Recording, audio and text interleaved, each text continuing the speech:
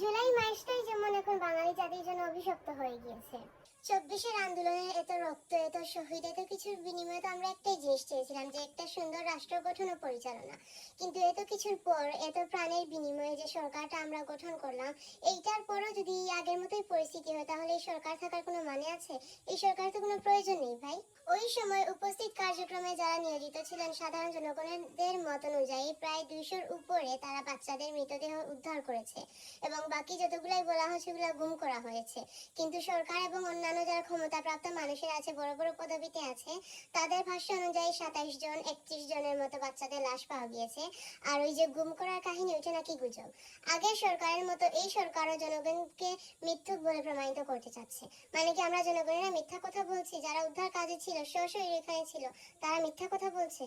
আর এই সার্জিস আলম, নাহিদ, তারা কোথায় ভাই? সরকার এবং সাধারণ জনগণের মৃত্যু সংখ্যার মধ্যে যে যতটুকু ডিফারেন্স আছে, আমরা যে মৃত্যু সংখ্যা বলছি এবং সরকার যে বলছে, এটার মধ্যে যে এতটুকু পার্থক্য, এইটা নিয়ে কেন তারা প্রশ্ন উঠাচ্ছে না? তারা এখন কোথায়? তাদের এত বড় বড় কথা, সংস্কার, এসে এখন তারা কোথায়? তো যাই হোক ভাই, বিএনপি, এনসিপি সকল পি একই রকম। ক্ষমতায় আসার আগে তারা এসে অনেক কিছু বলবে, কিন্তু ক্ষমতায় আসার পর সবাই সেম রূপই ধারণ করবে। তার পাশাপাশি ডক্টর ইউনূসের ফেসবুক পেজের মধ্যে পোস্ট করে জনগণের কাছ থেকে অর্থ সাহায্য চাওয়া হচ্ছে আহতদের জন্য। কেন ভাই?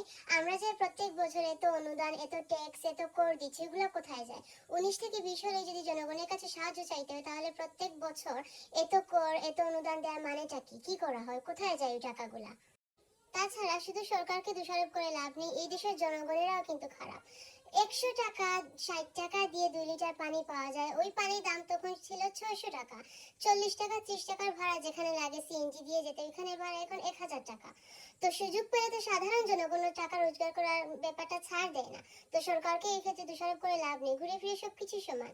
এই দেশের সংস্কার আর উন্নতি আশা করা বিলাসিতা ছাড়া আর কিচ্ছু না।